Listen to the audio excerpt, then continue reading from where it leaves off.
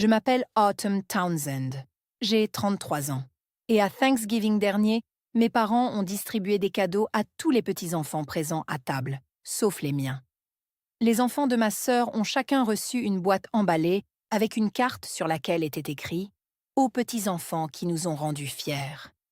Ma fille Lily, âgée de 8 ans, fixait l'endroit vide devant elle. Mon fils Sam, 5 ans, a demandé si le Père Noël l'avait oublié.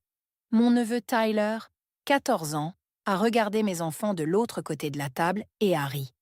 Il a dû penser qu'il n'en avait pas mérité un. Je n'ai pas crié. Je n'ai pas pleuré. J'ai pris mes enfants, attrapé nos manteaux et suis sortie par la porte d'entrée de mes parents. Une fois à la maison, j'ai envoyé un seul message au groupe de discussion familiale et en quelques secondes, mon téléphone a explosé. Maman, papa, ma sœur Monica appelaient sans arrêt. Mais voici ce qu'aucun d'eux ne savait. Ce que j'allais faire ensuite leur coûterait bien plus qu'un sac cadeau. Si vous avez déjà été celui que votre famille a oublié, cette histoire est pour vous. Ma famille vient d'une petite ville de l'Ohio, Millfield, avec une population d'environ 12 000 habitants. Mon père, Frank, a pris sa retraite il y a 3 ans du service d'entretien des routes du comté. Ma mère, Diane, dirige le cercle de prière du mardi à la First Presbyterian et se considère comme le pilier social de notre rue. Ma sœur aînée, Monica, a épousé Craig Lawford, un dentiste avec son propre cabinet, il y a 15 ans. Ils ont 3 enfants, une grande maison, 2 voitures allemandes dans l'allée. J'ai pris un chemin différent. Un diplôme en art culinaire de Columbus. J'ai épousé Kyle à 24 ans. Il était charmant en public, contrôlant en privé. Il décidait quand je pouvais voir mes amis. Il décidait comment je dépensais chaque dollar. Quand j'ai découvert qu'il avait retiré mon nom de notre compte courant joint, sans me le dire, j'ai demandé le divorce. J'avais 28 ans. Lily avait 3 ans. Sam avait 5 mois. Je suis retournée vivre dans ma ville d'origine. J'ai loué un appartement de 2 chambres sur Oak Street, à 14 minutes de la maison de mes parents. J'ai recommencé avec un batteur d'occasion et une licence de production alimentaire artisanale. J'ai nommé ma petite boulangerie artisanale Townsend Sweets et je faisais des tartes aux pommes caramélisées, des tartelettes aux noix de pécan au beurre noisette, des scones au citron et à la lavande. Chaque recette était la mienne, développée tard le soir quand les enfants dormaient, et la cuisine était la seule pièce qui me semblait m'appartenir. 2 ans plus tard, j'avais des commandes régulières le week-end et un nombre croissant d'abonnés sur Instagram. Rien d'énorme, mais assez pour payer les factures et inscrire Lily à des cours de danse. Mes parents ne m'ont jamais pardonné le divorce. Non pas parce qu'ils aimaient Kyle. Ils le connaissaient à peine. Ils lui ont pardonné son absence de la même manière qu'ils pardonnaient à la pluie d'être mouillée. C'était juste quelque chose qui arrivait. Ce qu'ils ne pouvaient pas me pardonner, c'était d'avoir choisi de quitter un mariage. Dans ma famille, être divorcée était pire qu'être malheureuse. Au moins, le malheur restait silencieux. Le changement a commencé lentement après le divorce. Ma mère a cessé d'appeler le dimanche. Les visites mensuelles de mon père sont devenues chaque fois qu'il était dans le coin, ce qui, apparemment, n'arrivait jamais. Les enfants de Monica avaient des fêtes d'anniversaire chez mes parents, avec des châteaux gonflables, des plateaux traiteurs du comptoir de charcuterie, 30 invités chantant autour d'un gâteau rectangulaire avec leur nom écrit à la douille, en crème au beurre. Quand Brice, le plus jeune de Monica, a eu 7 ans, mes parents ont dépensé près de 400 dollars rien que pour les décorations. Je le sais parce que ma mère a mentionné le reçu au dîner comme si elle lisait un parchemin de victoire. Sam a eu 4 ans le même mois. Ma mère a dit qu'ils étaient à court d'argent. Elle a envoyé par la poste une carte cadeau Target de 20 dollars. Elle est arrivée 3 jours en retard. Lily l'a remarqué. Les enfants remarquent toujours. Elle a cessé de demander à rendre visite à grand-mère et a commencé à demander pourquoi grand-mère ne venait jamais chez nous. J'en ai parlé une fois calmement autour d'un café, à la table de cuisine de mes parents, pendant que les enfants étaient dehors sur la balançoire. Maman, l'histoire de l'anniversaire. Sam le remarque. Lily le remarque. Diane a remué son café sans lever les yeux. Monica a besoin de plus d'aide, Autumn. Craig travaille de longues heures. Tu as toujours été l'indépendante. Prends-le comme un compliment. Un compliment. C'est comme ça qu'elle l'a appelé. J'ai cessé de discuter après cela. J'ai cessé d'attendre. Mais je n'ai pas cessé de me présenter car toutes les quelques semaines, Lily me regardait avec ses grands yeux bruns et disait « On peut aller voir, grand-mère. Peut-être qu'elle jouera aux cartes avec moi cette fois-ci. » Alors, j'ai réduit les visites. Les visites mensuelles sont devenues uniquement les jours fériés. Thanksgiving, Noël, Pâques, si le temps le permettait. Juste assez pour laisser mes enfants croire que leur grand-mère se souvenait de leur nom. Juste assez pour maintenir la paix que j'étais déjà en train de perdre.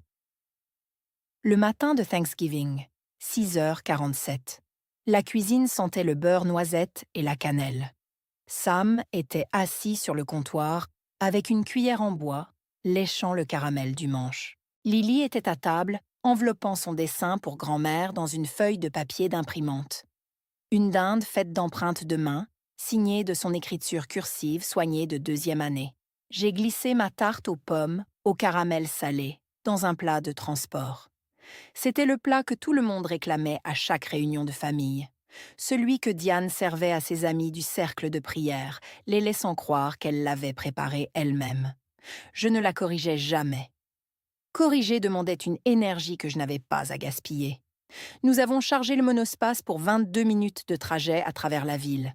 J'ai tourné dans l'allée des érables et j'ai vu la Lexus blanc-perle de Monica déjà garée dans l'allée. La BMW bleu foncé de Craig était garée à côté. Les 4 portes de la maison de mes parents étaient illuminées comme une carte de vœux. À l'intérieur, la table de la salle à manger était dressée pour 10 personnes. La dinde trônait au centre, où des marque-places écrits de la main bouclée de Diane. J'ai tiré la chaise de Lily et je me suis arrêtée.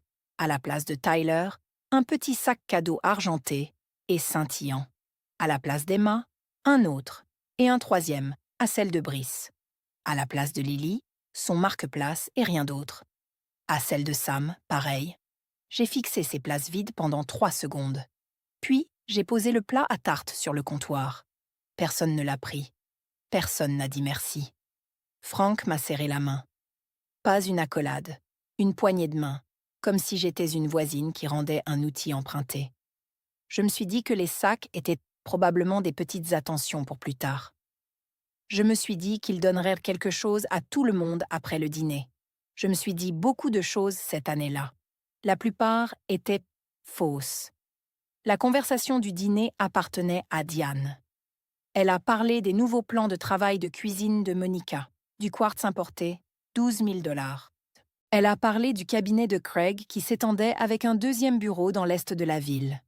Elle a parlé de Tyler qui avait été sélectionné pour l'équipe de football de voyage.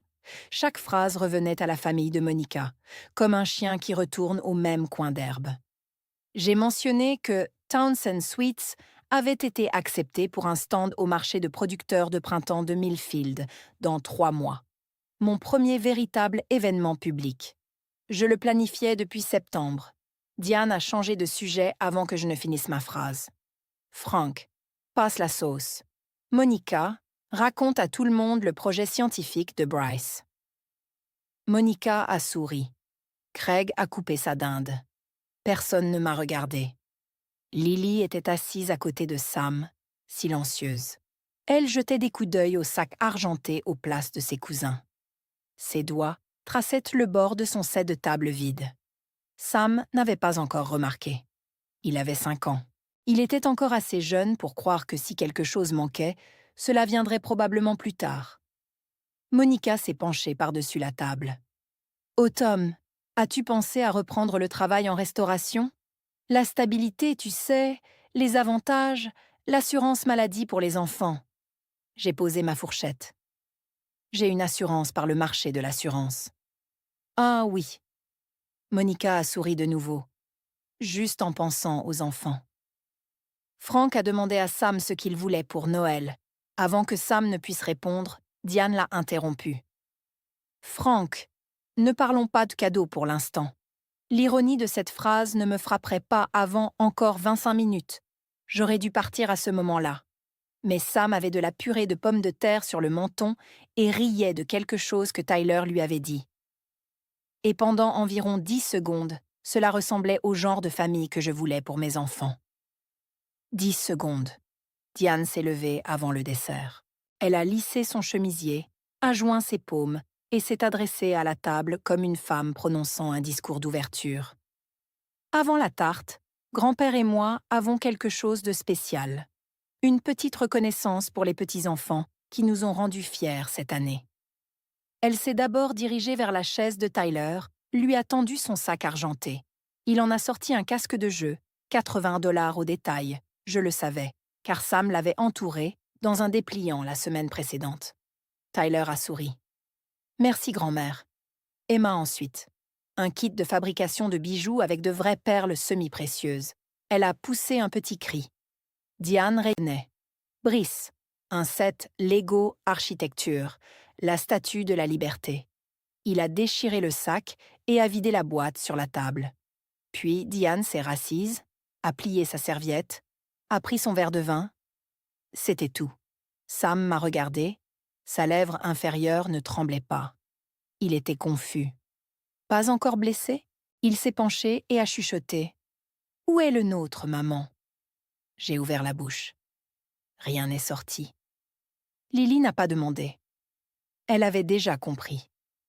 Elle a sorti à moitié de la poche de sa veste son dessin de dinde fait avec ses empreintes de main, l'a regardé, puis l'a repoussé. Elle n'allait plus le donner à grand-mère. Tyler a mis le casque, a ajusté le bandeau, a regardé Lily, puis Sam. Puis il a ri. On dirait qu'ils n'en ont pas mérité un.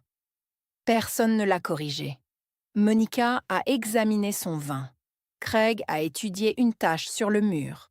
Frank a fixé son assiette.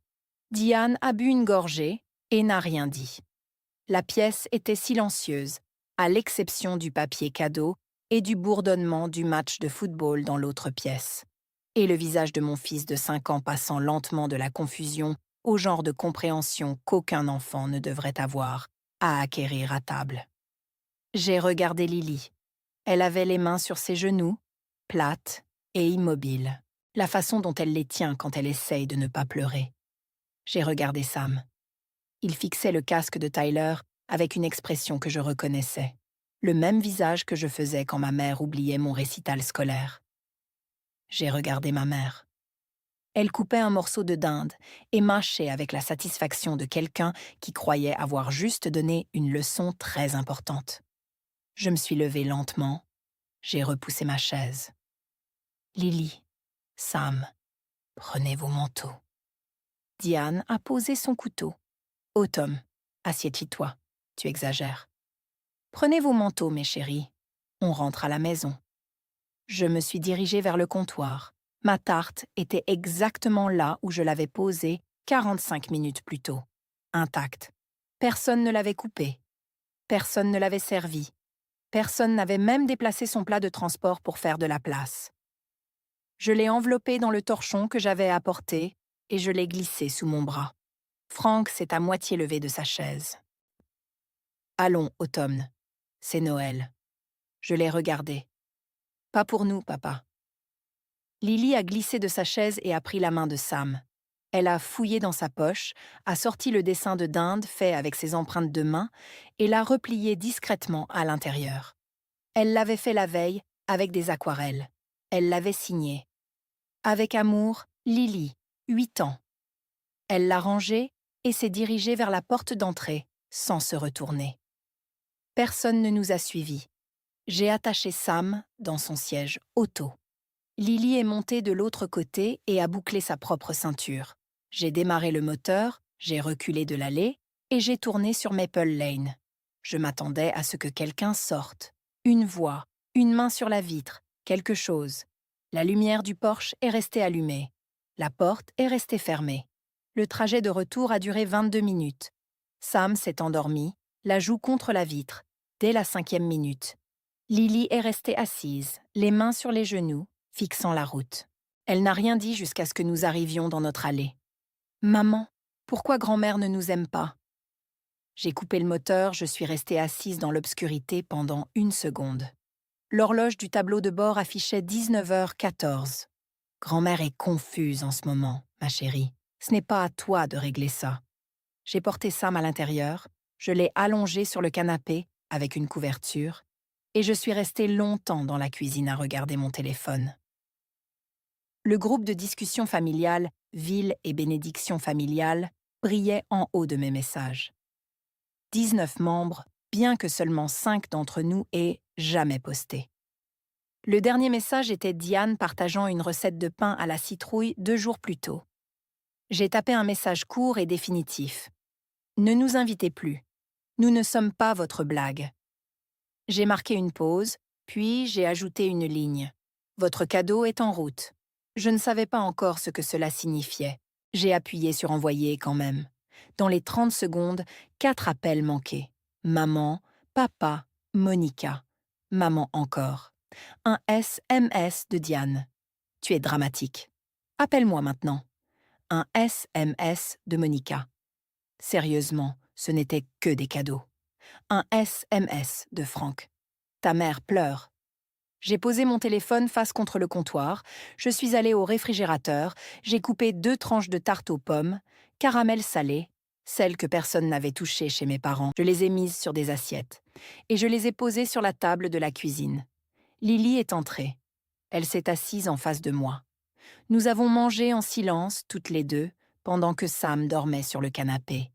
Et mon téléphone vibrait contre le granit, comme quelque chose essayant de s'échapper d'un bocal. Je n'ai pas répondu.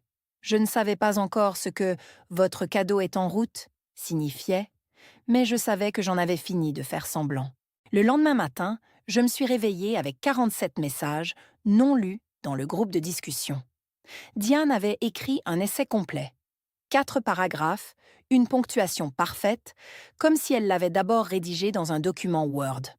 Son explication, les cadeaux étaient destinés aux réussites scolaires. Tyler avait été inscrit au tableau d'honneur. Emma avait remporté le concours d'orthographe du district. Brice avait reçu un prix de civisme à son école primaire. C'était censé être motivant, a-t-elle écrit. Nous espérions que cela inspirerait Lily et Sam à travailler plus dur. Sam a 5 ans. Il est à la maternelle. Sa plus grande réussite scolaire cette année avait été d'apprendre à fermer sa propre veste. Frank a envoyé un message séparé, privé, pas dans le groupe. Ta mère ne voulait blesser personne. Viens pour Noël, on pourra parler. Monica a envoyé un SMS. Si tes enfants faisaient plus d'activités, ils auraient eu quelque chose aussi. Ne blâme pas maman pour tes choix. J'ai lu chaque message 2 fois. J'ai enregistré les captures d'écran. Je n'ai pas répondu. À 9h du matin, j'ai appelé Patricia et Guy. Patricia possède le magasin de fleurs de la rue principale. Elle a 58 ans, est originaire de Houston et est le genre de femme qui dit ce qu'elle pense et le pense fort. Elle me connaît depuis que je suis revenue à Millfield. Elle m'achète 2 douzaines de scones au citron tous les vendredis pour le comptoir de son magasin. Je lui ai tout raconté. Les sacs, le discours, le commentaire de Tyler, notre départ. Patricia est restée silencieuse pendant environ 3 secondes. Puis elle a dit « Ma chérie, ce n'est pas de l'amour vache, c'est de la cruauté avec une carte de vœux. » J'ai expiré pour ce qui m'a semblé être la première fois en 12 heures. « Garde ces messages, » a dit Patricia. « Tous. Tu pourrais en avoir besoin plus tard. » Je ne savais pas encore pourquoi, mais je les ai enregistrés. Décembre est arrivé, froid et silencieux. Pas d'appel de Diane, pas de visite de Franck. Le groupe de discussion est resté silencieux comme une pièce après une dispute. Tout le monde attendait que quelqu'un d'autre parle en premier. Je me suis plongée dans Villes et suites.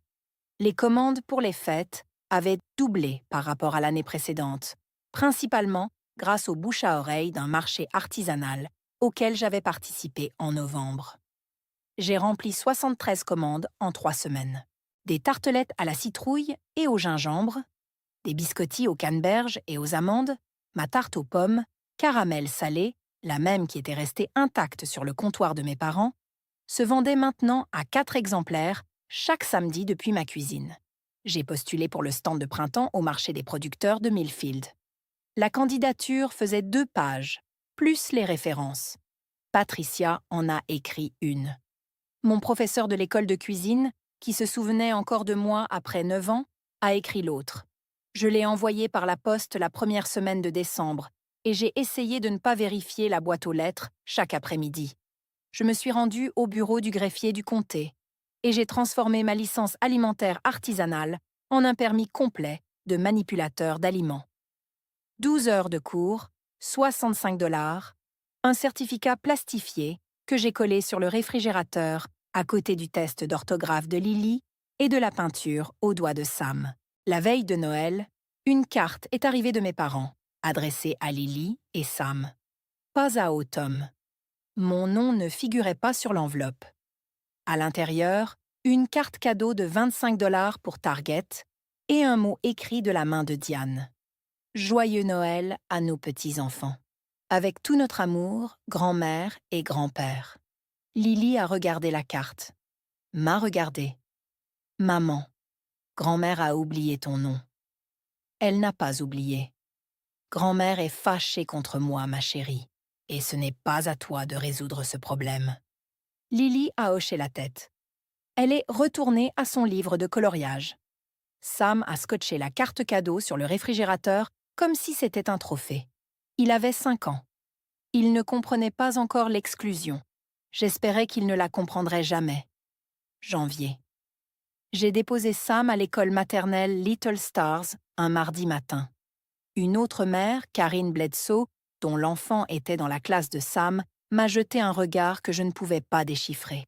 Une part de pitié, une part de curiosité, comme si j'étais un accident de voiture devant lequel elle passait lentement. « J'ai entendu parler de votre Thanksgiving », a-t-elle dit. « Ta mère l'a raconté à ma mère à l'église. » Je n'ai pas demandé quelle version Diane racontait. Je n'en avais pas besoin. Au cours des 2 semaines suivantes, la situation est devenue claire. Diane avait transformé mon départ en un récit, et il se propageait dans la première église presbytérienne comme un cantique. Tout le monde connaissait déjà la mélodie de sa version. Autumn avait abandonné la famille à Thanksgiving et brisé le cœur de sa mère. Elle ne laissait pas Diane voir les petits-enfants. Elle punissait ses parents d'aimer les enfants de Monica. Pas un seul détail sur les sacs cadeaux. Pas une seule mention du commentaire de Tyler. Pas une seule reconnaissance que 2 enfants de moins de 10 ans étaient assis à une table et n'avaient rien reçu, tandis que leurs cousins étaient célébrés à 1,8 mètres de distance. Les commandes ont ralenti. 2 clients réguliers ont annulé. L'un d'eux a envoyé un message. « Désolé, je ne veux juste pas me mêler de quoi que ce soit. » Je me suis assise à ma table de cuisine ce soir-là avec ma feuille de calcul des commandes. Décembre, 73 commandes. Janvier jusqu'à présent, 41. 2 gros comptes hebdomadaires perdus. Revenu en baisse de 19% en 3 semaines. Ma mère n'essayait pas seulement de me faire revenir dans le giron familial par la culpabilité. Elle empoisonnait l'eau dont j'avais besoin pour vivre. Patricia a appelé ce soir-là. Les gens parlent. Autumn, il faut que tu saches. Diane a dit au groupe de prière du mardi que tu avais abandonné la famille. J'ai sorti mon ordinateur portable, ouvert un dossier intitulé « Documentation », créé une nouvelle feuille de calcul appelée « Commande annulée » et j'ai enregistré chaque nom, chaque date, chaque excuse. Je ne savais pas encore ce que je construisais, mais je construisais quelque chose. Fin janvier, Patricia m'a envoyé une capture d'écran sans commentaire, juste un emoji flèche pointant vers le bas. L'Instagram de Monica. Un nouveau compte avait été lancé cette semaine-là. Cuisine Lawford.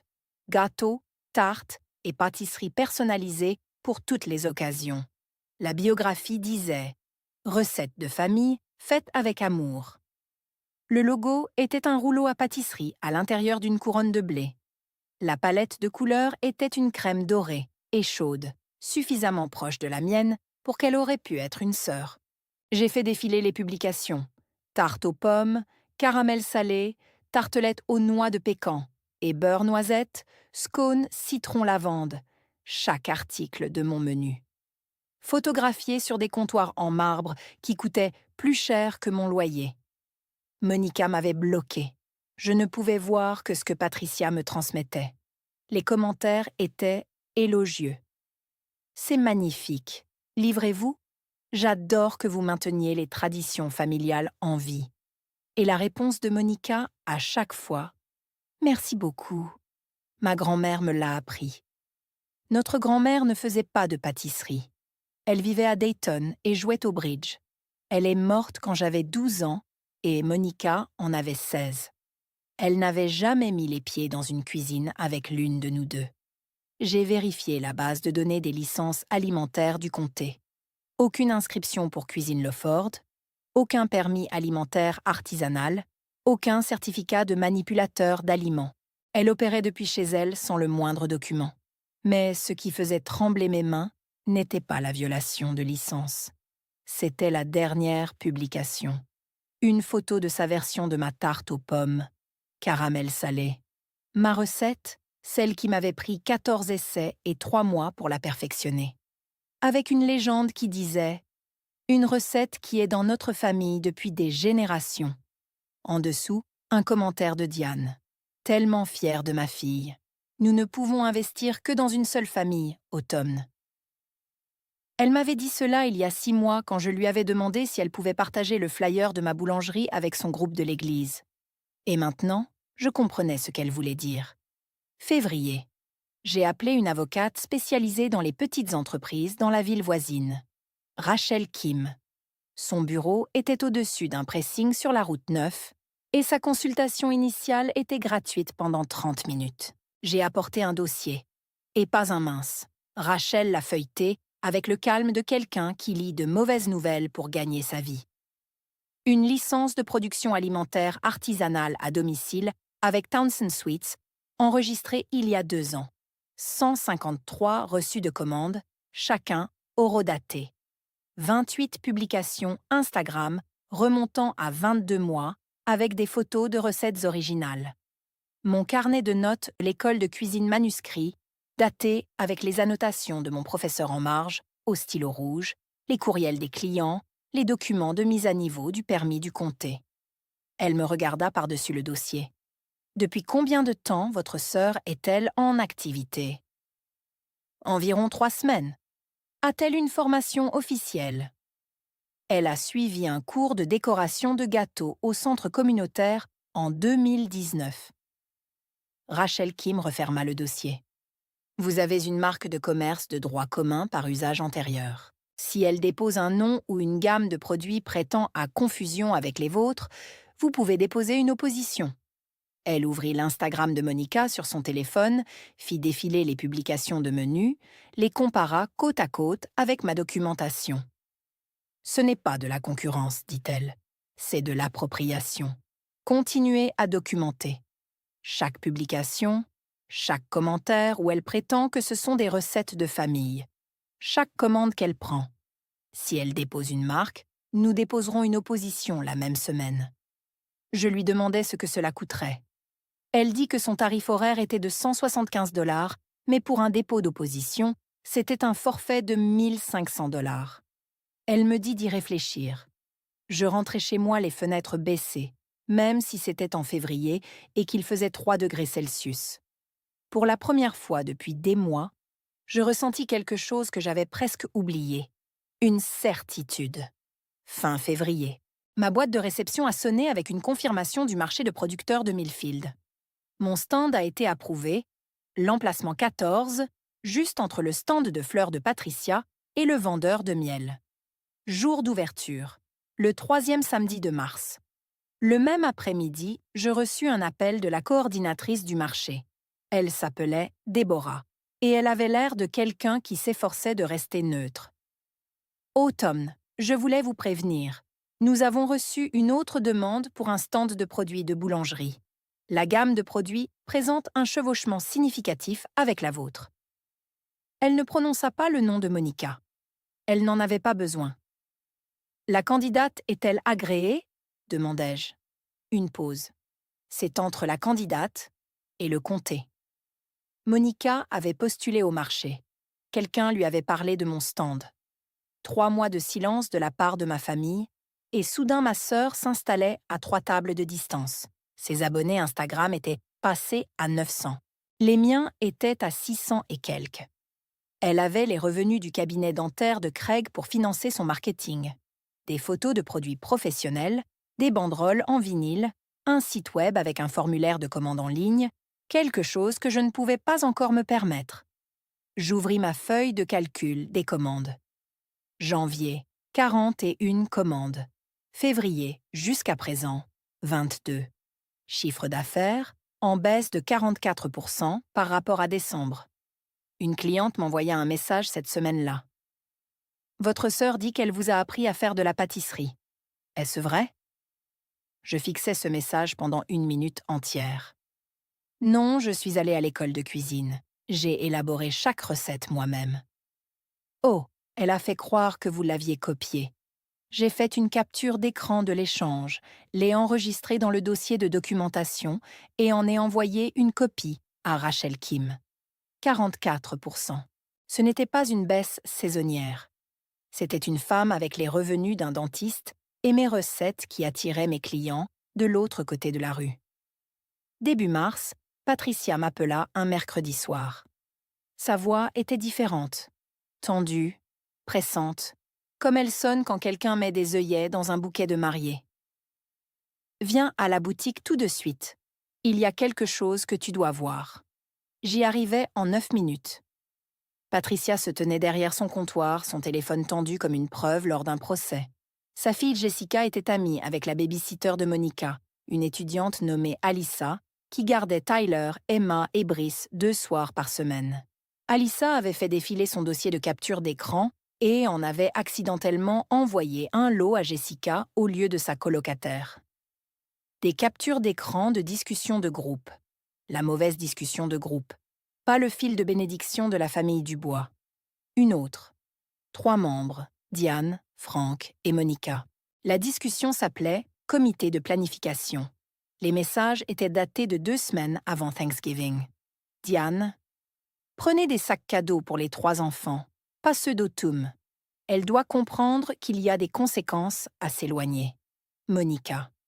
Craig peut obtenir les casques en gros. Je m'occuperai du reste. Franck. Est-ce vraiment nécessaire? Diane. Si elle veut réintégrer cette famille, elle doit se présenter correctement. Cela la motivera. Puis, le lendemain de Thanksgiving, après le départ, après mon message, un dernier message de Diane. Diane. Elle reviendra en rampant d'ici Noël. J'ai lu ses captures d'écran debout dans une boutique de fleurs qui sentait l'eucalyptus et l'eau froide. Mes mains sont devenues engourdies. Ma poitrine était comme si quelqu'un y avait posé une pierre plate et s'en était allé. Il ne s'agissait jamais de le mériter. Il ne s'agissait jamais d'accomplissement. C'était une punition organisée et délibérée de mes enfants, âgés de 8 et 5 ans, pour me forcer à réintégrer une famille qui considérait l'obéissance comme le prix de l'appartenance. Patricia ne dit rien. Elle posa simplement sa main sur mon épaule et me laissa là, jusqu'à ce que je puisse respirer à nouveau. Si vous avez déjà découvert que les personnes en qui vous aviez confiance prévoyaient de vous nuire, le planifiant comme un projet, avec des discussions de groupe et des listes de courses, alors vous savez ce que l'on ressent. Vous savez pourquoi j'ai continué. Le 1er mars, Rachel Kim m'a appelé avant que je n'ai fini mon café du matin. Votre sœur a déposé une demande de marque auprès de l'État. Lawford Kitchen Artisan Sweets and Pastries. La liste de produits chevauche entièrement votre menu enregistré. J'ai posé ma tasse. Peut-elle faire ça? N'importe qui peut déposer. La question est de savoir si cela tient, et cela ne tiendra pas. La documentation de votre usage antérieur est inattaquable. Chaque reçu, chaque publication, chaque licence la précède d'au moins 20 mois. Rachel Kim a déposé une opposition au nom de Townsend Sweets dans les 5 jours. Les frais s'élevaient à 1 500 $. Je les ai payés avec les économies que j'avais mises de côté pour un batteur-mélangeur professionnel. Le batteur pouvait attendre. Mon nom ne le pouvait pas. La même semaine, Monica Lawford a publié une photo de sa version de ma tarte aux pommes et caramel salé. Lumière dorée, comptoir en marbre, une seule tranche sur une assiette en céramique avec un brin de romarin. Légende, la recette perfectionnée de ma grand-mère. 47 mentions, j'aime. Les commentaires étaient remplis d'émojis en forme de cœur et de demandes de commande. J'ai ouvert mon carnet de recettes, celui que j'avais emporté avec moi à l'école de cuisine. Page 34. Tarte aux pommes et caramel salé. Version finale datée à l'encre rouge de mon instructeur, 18 mois avant que Monica Lawford ne publie sa première photo. J'ai photographié chaque page, recto et verso. Je les ai téléchargés dans un dossier cloud horodaté et j'ai partagé l'accès avec Rachel Kim. Ma grand-mère n'avait pas perfectionné cette recette. Ma grand-mère faisait de la salade de gelée et des petits pains industriels. Elle jouait au bridge le vendredi et est morte quand j'avais 12 ans. Ma sœur construisait une marque sur un mensonge. Et ma mère commentait des émojis en forme de cœur sur chaque publication comme une femme arrosant un jardin qu'elle avait elle-même planté. La voix de Rachel Kim m'est revenue de notre première rencontre. L'usage antérieur prime sur une date de dépôt. Chaque reçu que vous avez conservé est une brique dans votre mur. J'avais beaucoup de briques. Mi-mars. Le Millfield Farmers Market a tenu une réunion préliminaire des vendeurs au centre communautaire. 32 stands confirmés. Déborah, la coordinatrice, a passé en revue les heures d'installation, les codes sanitaires, les laissez-passer de stationnement. Je suis arrivée tôt, j'ai installé ma table d'échantillons, 3 tartes coupées en fines tranches, des menus imprimés, des cartes de visite avec un code QR pour Instagram, une nappe blanche propre, des panneaux en ardoise calligraphiés à la main. Monica Lawford est entrée avec 20 minutes de retard. Elle portait une bannière en vinyle roulée sous son bras et une boîte d'échantillons dans un emballage doré assorti. Elle m'a vue et s'est arrêtée une demi-seconde. Puis elle a choisi une table à l'extrémité opposée de la pièce. Les autres vendeurs l'ont remarqué. Daniel, le vendeur de miel qui participait au marché depuis 11 ans, s'est penché vers Patricia pendant la pause. Ces deux-là ont exactement le même menu. Ce n'est pas une coïncidence. Patricia sirotait son café. Non, ce n'en est pas une. Après la réunion, Déborah m'a prise à part près de la fontaine à eau. J'ai besoin que vous coexistiez toutes les deux le jour du marché.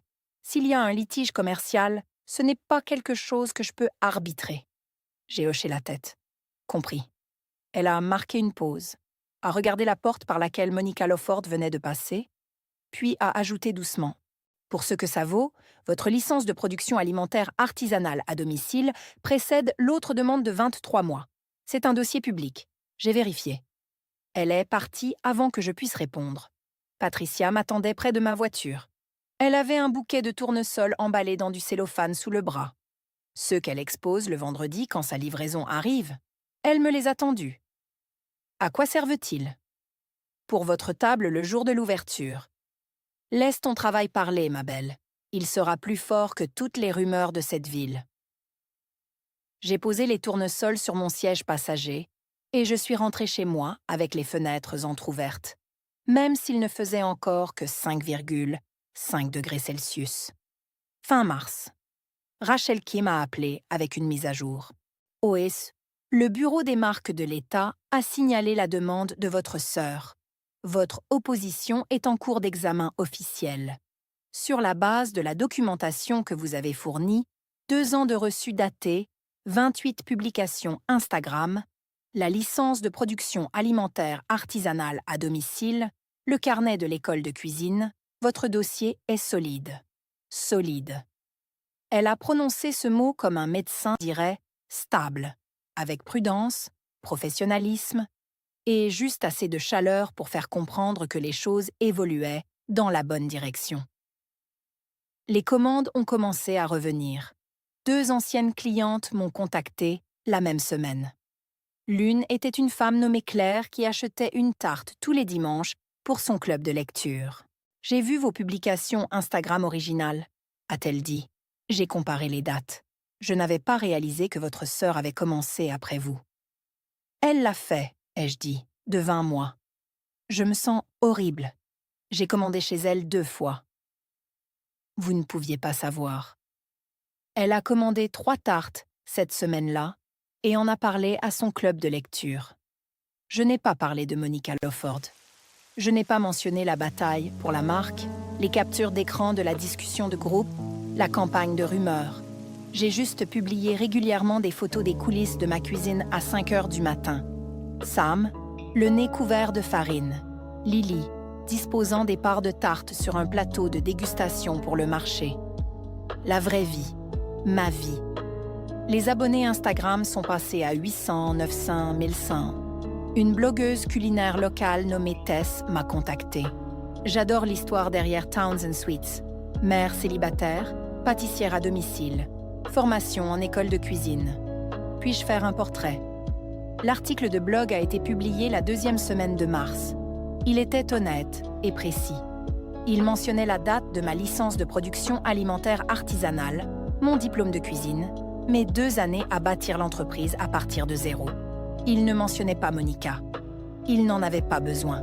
6000 vues en 7 jours. Des commentaires. Voilà à quoi ressemble le véritable entrepreneuriat. Pour la première fois, des inconnus voyaient ce que ma famille avait toujours refusé de voir. Diane s'est présentée à ma porte un mercredi soir. Pas d'appel, pas d'avertissement, juste sa voiture dans mon allée et ses phalanges frappant la porte moustiquaire. Je n'avais pas vu son visage depuis 4 mois. Elle semblait plus mince. Ses cheveux étaient fraîchement colorés et son rouge à lèvres était impeccable, ce qui signifiait que cette visite était planifiée. Diane ne quitte pas la maison avec du rouge à lèvres, à moins d'avoir quelque chose à dire. « Nous devons parler de cette affaire juridique », dit-elle depuis le porche. « Tu dois laisser tomber. » Je ne l'ai pas invitée à entrer. Je suis sortie et j'ai fermé la porte derrière moi pour que les enfants n'entendent pas. Quelle affaire juridique! Cette histoire avec Monica, cette absurdité de marque déposée, tu fais honte à cette famille. Quelle partie est honteuse? La partie où elle a volé mes recettes ou la partie où tu l'as aidée? La mâchoire de Diane se serra. Personne n'a rien volé. Tu as eu ces recettes de ma cuisine. Ce sont des recettes de famille. Je les ai développées à l'école de cuisine. Maman, j'ai les carnets avec les notes datées des instructeurs. Elle se déplaça, baissa sa voix d'un demi-ton, comme elle le fait lorsqu'elle passe de l'attaque à la culpabilité. Je suis ta mère. Je t'ai portée. Et tu choisis une entreprise de tarte plutôt que ta propre famille. Je l'ai regardé droit dans les yeux, sans colère, sans que ma voix ne tremble. Tu as choisi des sacs cadeaux pour 3 enfants et des places vides pour 2. Tu as fait le premier choix, maman, pas moi. Quelque chose traversa son visage. Un éclair. Pas du remords, de la reconnaissance. Le regard de quelqu'un pris au piège de sa propre logique et incapable de trouver la sortie. Elle partit sans un mot de plus, marcha jusqu'à sa voiture, quitta l'allée et tourna à droite sur Oak Street. J'ai regardé ses feux arrière disparaître. Puis je suis rentrée et j'ai fini de glacer une fournée de scones citron-lavande pour le marché de samedi. Frank appela 2 jours plus tard, pour la première fois depuis Thanksgiving. Sa voix sonnait comme s'il avait dormi dans une pièce sans fenêtre, fatigué d'une manière qui dépassait le physique. Il s'éclaircit la gorge 2 fois avant de parler. « Oh Tom, je dois te faire comprendre quelque chose. Ta mère ne dort pas. Elle ne mange pas correctement. Cette situation lui pèse. » Je m'appuyais contre le comptoir de ma cuisine. Sam était dans le salon à regarder des dessins animés. Lily faisait ses devoirs à table. J'ai gardé ma voix basse. « Papa, elle a planifié l'exclusion des cadeaux dans un chat de groupe 2 semaines avant Thanksgiving. J'ai les captures d'écran. Silence. Le genre de silence qui ressemble à quelqu'un fermant une porte qu'il espérait garder close. Où as-tu eu ça? Est-ce que ça importe? Plus de silence. Je pouvais l'entendre respirer par le nez. Ta mère veut juste que tu rentres à la maison, Autumn. La maison n'est pas un endroit où mes enfants sont utilisés comme moyen de pression. Elle aime ses enfants. Elle les a exclus des sacs cadeaux et a dit à son cercle d'église que j'avais abandonné la famille. Ce n'est pas de l'amour, papa. C'est du contrôle. Sa voix se brisa. Que veux-tu que je fasse? Et c'était ça. La phrase qui me disait tout ce que je devais savoir sur mon père. Il ne demandait pas parce qu'il voulait agir. Il demandait parce qu'il n'avait jamais su comment faire. 64 ans, retraité, en bonne santé, présent, et attendant toujours que quelqu'un lui dise quelle était la bonne décision. Demande-toi pourquoi tu ne lui as jamais dit non, dis-je. Demande-toi pourquoi tu as laissé faire. Il raccrocha. J'ai pleuré cette nuit-là, après que les enfants se soient endormis. Pas pour avoir perdu mon père. Je l'avais perdu des années auparavant sans que ni l'un ni l'autre ne l'admettent. J'ai pleuré parce qu'il venait de le confirmer à voix haute. La semaine précédant l'inauguration du Millfield Farmers Market, j'étais assise sur le sol du salon, le dossier de Rachel étalé sur le tapis comme une carte de cas. Opposition à la marque déposée, reconnue, en cours d'examen, dossier de preuve d'usage antérieur, 43 factures datées, 28 captures d'écran Instagram avec horodatage, mon scan de licence alimentaire artisanale et 8 témoignages de clients. Chacun signé, daté et spécifique. Rachel avait tout organisé sur une chronologie laminée d'une page. Colonne de gauche, Towns & Sweets, établie en octobre 2023. Colonne de droite, Loftford Kitchen, établie en janvier 2026. Sous chaque colonne, les dates, les publications, les reçus, 23 mois de différence présentés en police de 12 points. Je ne lui avais pas demandé de le faire. Elle a dit qu'elle pensait que je voudrais peut-être quelque chose que je pourrais tenir. J'ai préparé des fournées d'essai ce jeudi soir-là. Sam était assis sur le comptoir et léchait du caramel sur une cuillère. Même endroit, même cuillère que le matin de Thanksgiving. Lily pliait des serviettes avec le tampon Towns & Sweets dessus, pressant l'encreur avec soin et centrant chacune. « Maman, allons-nous vendre beaucoup? J'espère bien, ma chérie. Plus que tante Monica. » J'ai arrêté de rouler la patte. Lily me regardait avec une expression trop adulte pour ses 8 ans. Elle savait. Elle avait observé. Elle comprenait plus que je ne l'avais imaginé. Nous allons vendre ce que nous faisons, et nous en serons fiers. Elle a hoché la tête et est retournée à son estampillage. J'ai mis le dossier de Rachel dans mon sac de marché, la chronologie laminée, le classeur de preuves, le carnet de l'école de cuisine. Je n'avais pas prévu de confrontation. J'avais prévu un stand. Mais j'ai mis le dossier dans le sac comme on met un parapluie dans sa voiture quand le ciel semble incertain. Juste au cas où. Samedi matin, 5h45. La place Millfield Town Square était sombre, à l'exception des guirlandes lumineuses du pavillon et des phares des camions des vendeurs qui arrivaient un par un. J'ai chargé le monospace, 4 glacières de parts de tarte, 2 plateaux de tartelettes, les ardoises, les assiettes d'échantillons, la nappe. Sam est resté à la maison avec le mari de Patty, Doug, qui s'était porté volontaire pour garder les enfants. Lily est venue avec moi. Elle a insisté. Mon stand était l'emplacement 14.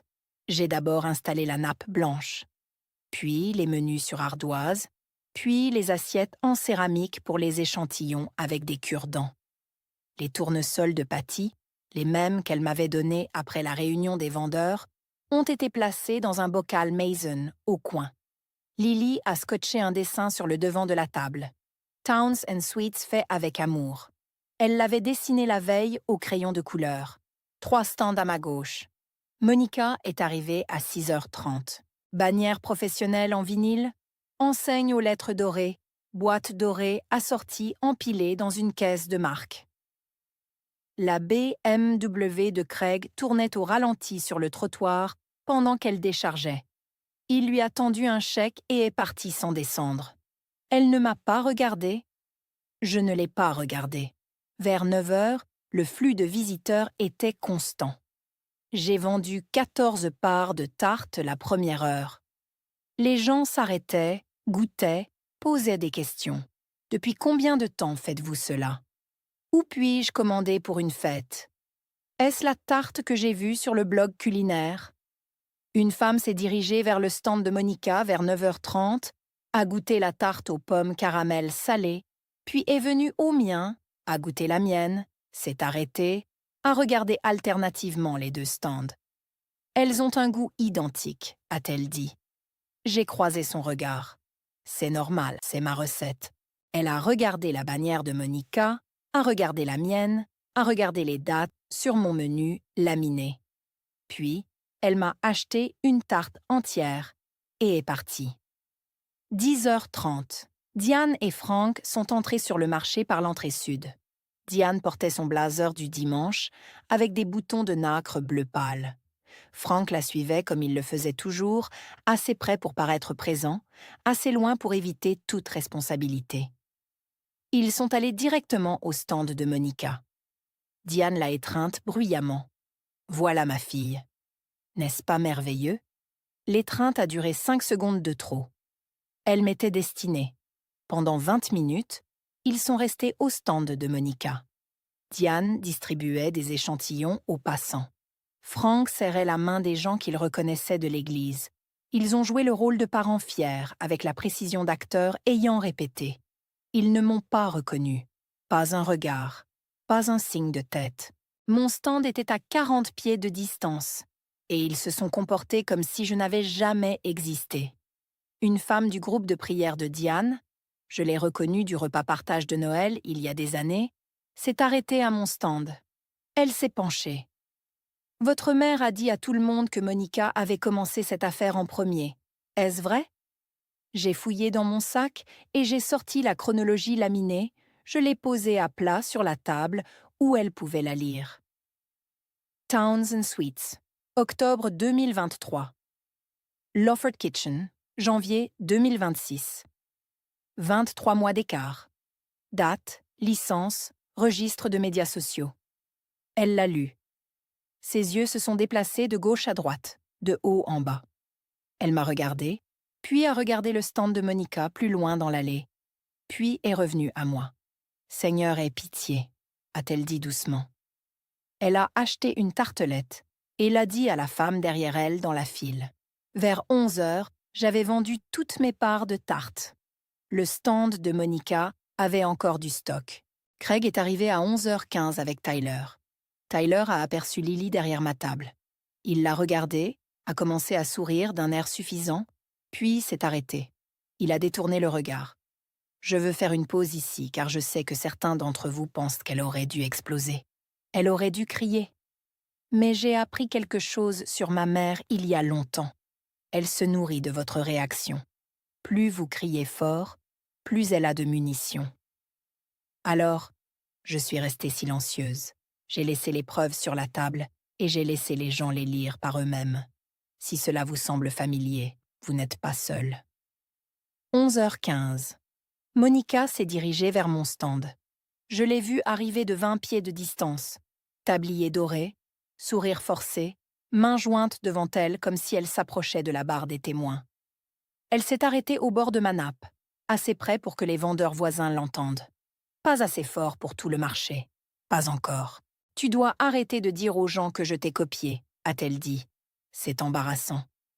Je n'ai rien dit à personne, Monica. Alors pourquoi tout le monde regarde-t-il ta petite chronologie comme si c'était une preuve? Parce que c'en est une. Elle a déplacé son poids, a croisé les bras. Ce sont des recettes de famille, Autumn. Maman nous a appris à toutes les deux. Ma maman m'a dit la semaine dernière que c'était tes recettes de famille. Tu as dit sur Instagram que ta grand-mère te les avait apprises. Quelle est la bonne version? Son visage a rougi, du cou vers le haut. La couleur a commencé à son col et a grimpé comme un thermomètre. Elle s'est penchée. Tu as toujours été jalouse de moi. Depuis que nous étions enfants, tu n'as jamais pu garder un mari et maintenant tu... Elle s'est arrêtée. Non pas parce qu'elle manquait de mots, mais parce qu'elle a réalisé que des gens écoutaient. Dan, le vendeur de miel, avait interrompu son versement. Patricia se tenait immobile derrière ses seaux de fleurs. La femme du groupe de prière était toujours à mon stand, tartelette à la main, figée. 3 autres clients avaient cessé de marcher. Monica les a regardés, m'a regardé. Sa mâchoire s'est contractée, mais rien n'est sorti. Je n'ai pas élevé la voix. Je n'ai pas fait un pas en avant. J'ai fouillé dans mon cabas de marché, j'en ai sorti le dossier de Rachel, celui que j'avais préparé juste au cas où, et je l'ai posé sur la table entre nous. Je n'ai pas dit un mot. Le dossier était là, épais et ordonné, maintenu par une seule pince à reliure noire. J'ai ouvert le dossier. Mes mains étaient stables. Mon pouls ne l'était pas, mais personne n'avait besoin de le savoir. Voici ma licence d'entreprise alimentaire artisanale, enregistrée en octobre 2023. Voici 153 reçus de commandes, chacun tamponné.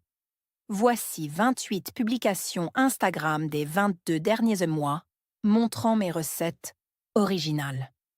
J'ai tourné une page. Voici mon carnet de l'école de cuisine. Page 34. Tarte aux pommes et caramel salé. Version finale, datée de la main de mon instructeur. J'ai posé la chronologie plastifiée à côté. Colonne de gauche, colonne de droite, 23 mois de travail documentés contre 3 mois de contenu copié. L'Office des marques de l'État a déjà signalé votre demande en raison de mon dépôt d'usage antérieur. Mon avocate a soumis l'opposition la première semaine de mars, ai-je dit. Monica a fixé le dossier comme s'il avait des dents. C'est fou. Tu es folle. Ce n'est pas fou, Monica. C'est une trace écrite. Diane s'est frayé un chemin à travers la petite foule qui s'était rassemblée. 15 personnes, peut-être 20. Elle avançait vite, son blazer du dimanche attrapant la lumière du matin. Que fais-tu? Arrête de faire une scène. Je n'ai pas détourné le regard du dossier. Je ne fais pas de scène, maman. Je montre la vérité aux gens. C'est tout ce que j'ai toujours voulu. J'ai fouillé dans le dossier une fois de plus, une feuille de plus. Je l'ai posée à plat sur la table et l'ai tournée pour qu'ils puissent la voir tous les deux. Les captures d'écran du groupe de discussion du comité de planification, les messages de 2 semaines avant Thanksgiving. Le message de Diane, « Sac cadeau pour les 3 enfants, pas pour Autumn ». La réponse de Monica, « Craig peut obtenir des casques en gros ». L'hésitation de Frank, « Est-ce vraiment nécessaire ?» La réponse de Diane, « Cela la motivera ». Et le dernier message envoyé la nuit après mon départ, « Elle reviendra en rampant d'ici Noël ». Le visage de Diane est devenu blanc. Pas rose, pas pâle, blanc. Le genre de blanc qui apparaît quand le sang décide d'être ailleurs. La foule était silencieuse. Monica s'est remise la première. Elle s'est tournée vers la foule, les paumes ouvertes, comme le font les politiciens, quand le microphone capte quelque chose qu'ils n'avaient pas l'intention de dire. Elle ment. Elle a toujours été jalouse. Elle n'a jamais pu garder un mari, et maintenant, elle... Une femme dans la foule, celle avec la tartelette, l'a interrompue. « Madame, ces documents portent des dates. » Monica s'est arrêtée. Sa bouche est restée ouverte une seconde, puis s'est refermée. Elle a regardé Craig. Craig se tenait derrière elle avec Tyler, tenant un sac de course réutilisable comme un homme qui s'attendait à être ailleurs à présent. Il a regardé le dossier. Il a regardé Monica. Puis, il a fait un pas silencieux en arrière. Son visage racontait toute l'histoire. Il ne savait pas. Ni pour les recettes, ni pour la marque déposée, ni pour le groupe de discussion. Craig Lawford, 40 ans, dentiste prospère, venait de découvrir que la nouvelle entreprise de sa femme était bâtie sur le travail de sa sœur et la cruauté de sa belle-mère. Tyler se tenait derrière son père. Pour la première fois depuis Thanksgiving, il n'avait rien à dire. Diane a essayé une fois de plus. Elle s'est approchée de moi, assez près pour que je puisse sentir son parfum, le même musc vanillé qu'elle portait à chaque dîner de famille depuis mon enfance. « Autumn, s'il te plaît, tu es en train de détruire cette famille devant tout le monde. » Je ne l'ai pas détruite, maman. J'ai juste arrêté de cacher les dégâts. Ses mains tremblaient. Sa voix est tombée à quelque chose de presque inaudible. Je voulais juste que tu aies de nouveau besoin de nous. C'était là, petit, presque réel. Pendant une demi-seconde, je l'ai vu. Non pas la femme qui orchestrait les sacs cadeaux et les campagnes de commérage, mais une mère de 61 ans qui avait confondu contrôle et proximité et ne savait pas aimer, sans laisse. Puis, elle s'est redressée, a essuyé ses yeux, a regardé la foule. Rien de tout cela ne serait arrivé si tu étais juste venu à Noël comme je te l'avais demandé.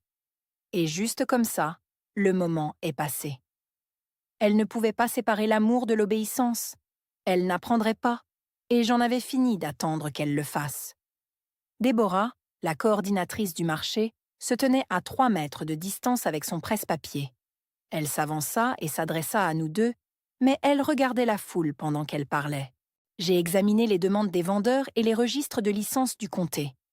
La licence de production alimentaire artisanale de Madame Townsend pour Townsend Sweets est antérieure à la demande concurrente de 23 mois. Les descriptions de produits qui se chevauchent ont été signalées et je transmettrai le dossier au Bureau de la sécurité alimentaire du comté pour examen. Traduction. Monica opérait sans licence appropriée. Son stand pourrait ne pas revenir.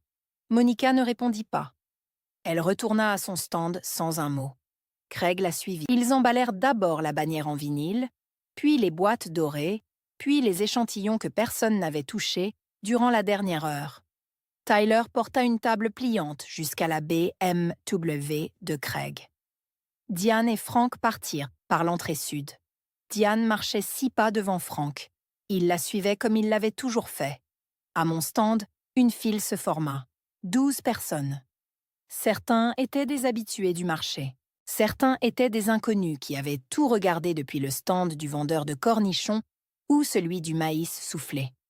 Une femme que je n'avais jamais rencontrée acheta une tarte entière et dit « Je vais parler de cet endroit à toutes les personnes que je connais. » Patricia se tenait au coin de mon stand, les bras croisés et un sourire qu'elle ne prenait pas la peine de cacher.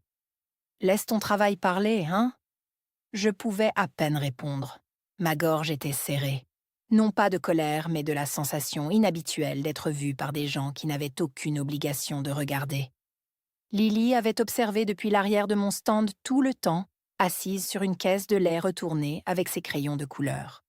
Pendant la confrontation, elle avait dessiné quelque chose. Elle le brandit. Une nouvelle pancarte. Crayon de couleur sur papier cartonné. Townsend Sweets. Nous l'avons mérité. Je regardais ma fille. J'acquiesçais. Oui, ma puce, nous l'avons fait. Ce soir-là, le marché était remballé, les glacières vides, la nappe pliée, les tournesols fanaient un peu, mais restaient suffisamment jaunes pour être conservés. Je rentrais chez moi en 22 minutes, comme d'habitude. Sam s'était endormi chez Patricia et était resté endormi quand Doug l'avait porté jusqu'à la voiture. De la même manière qu'il s'était endormi en rentrant de Thanksgiving, la joue contre la vitre, confiant que l'endroit où nous allions serait sûr. À la maison, je le posai sur le canapé avec une couverture, me fis du thé et ouvris mon téléphone. Le groupe de discussion Towns and Family Blessings se trouvait en haut de mes messages, 31 non lus. Je ne les ouvris pas. Je tapai un message. Je vous souhaite le meilleur, mais c'est fini entre nous. Ne me contactez pas, ni mes enfants. Si vous nous respectez tant soit peu, vous respecterez cette limite. Je l'envoyais. Puis je quittais le groupe de discussion. Je bloquais le numéro de Diane. Je bloquais le numéro de Monica. Je laissais Frank débloqué, non pas parce que je m'attendais à ce qu'il change. L'attente est une dette que l'on se réclame à soi-même. Je la laissais ouverte parce qu'une porte devrait toujours rester entr'ouverte au cas où la personne de l'autre côté déciderait un jour de frapper honnêtement. Il n'avait pas encore mérité cette chance, mais je n'étais pas prête à dire qu'il ne le ferait jamais. Le téléphone resta silencieux. Pas d'appel, pas de vibration, pas de message essayant de s'échapper d'un bocal. Pour la première fois depuis Thanksgiving, le silence n'était pas une punition, c'était la paix. Je me dirigeais vers la cuisine, coupais 2 parts de tarte aux pommes au caramel salé et les posais sur la table. Lily entra, tenant toujours sa nouvelle pancarte. Elle s'assit en face de moi. Même chaise, même table, même tarte. « Maman, est-ce que ça va aller ?»« Oui, Lily, ça va déjà. » Elle prit une bouchée. Je pris une bouchée. La maison était silencieuse et le silence était le nôtre. En mai, 2 mois après le marché, Townsend Sweets avait désormais un stand régulier. Chaque samedi, emplacement 14. Patricia à ma gauche avec ses fleurs, Dan à ma droite avec son miel. Nous nous installions à 5h45. La plupart des semaines, je vendais tout avant midi. Les revenus avaient augmenté de 200% par rapport au creux de janvier. Non pas à cause de la confrontation, mais parce que la nourriture était bonne et que les clients revenaient sans cesse. Rachel appela un mardi. L'opposition à la marque déposée avait abouti. La demande de votre sœur a été rejetée en raison d'une utilisation antérieure. Elle peut conserver le nom Lawford Kitchen, mais ne peut pas enregistrer des descriptions de produits qui se chevauchent. Votre menu est protégé. Je la remerciai, réglai sa dernière facture, 400$ pour les documents de suivi, posai le téléphone et fixai le réfrigérateur, où le test d'orthographe de Lily était toujours scotché à côté de la peinture, au doigt de Sam, et de mon certificat plastifié de manipulation des aliments. L'Instagram de Monica était devenu silencieux. Dernière publication 3 semaines plus tôt. Aucune nouvelle commande listée. Aucune légende sur les recettes de famille ou les traditions de grand-mère. Juste le silence. Diane n'avait pas pris contact. Pas un message. Pas une carte. Pas un coup à la porte moustiquaire. Franck envoya un message fin avril. Il disait « Je suis désolé. Je ne l'ai pas arrêté. » Je le lus. Je ne répondis pas, mais je ne le supprimai pas. En mai, je commençais une nouvelle tradition. Je l'appelais Townsend Thanksgiving, pas en novembre, en mai. Parce que pourquoi attendre un jour désigné pour s'asseoir et être reconnaissant? Patricia et Doug vinrent. Lily mit la table. Sam posa une couronne en papier sur le chien du voisin qui s'était faufilé par la clôture arrière. Je suis allée au magasin à 1 € et j'ai acheté 2 sacs cadeaux argentés scintillants. Je les ai remplis de pommes d'amour maison et de cartes peintes à la main. J'en ai posé un à la place de Lily, un autre à celle de Sam. Sam a pris le sien. « Maman, c'est pour moi? Chaque cadeau sur cette table est pour toi, mon chéri. Toujours. » Il l'a ouvert, comme si c'était le matin de Noël. Lily a ouvert le sien discrètement, a lu la carte et l'a glissée dans sa poche, comme elle le fait avec les choses qu'elle veut garder. J'avais l'habitude de penser que la famille signifiait être là quoi qu'il arrive. Peu importe à quel point il vous faisait sentir insignifiant, peu importe à quel point la chaise qu'il vous réservait restait vide. Je ne le pense plus. La famille, c'est être là pour les personnes qui sont là pour vous. Mes parents ont eu 33 ans pour choisir différemment. Ils ont préféré les sacs cadeaux, les conversations de groupe et les ragots à leurs propres petits-enfants. J'ai choisi mes enfants. J'ai choisi mon travail. Je me suis choisi moi-même. Et je ferai le même choix demain. Voilà mon histoire. Une action de grâce, un départ fracassant, un dossier qui a tout changé.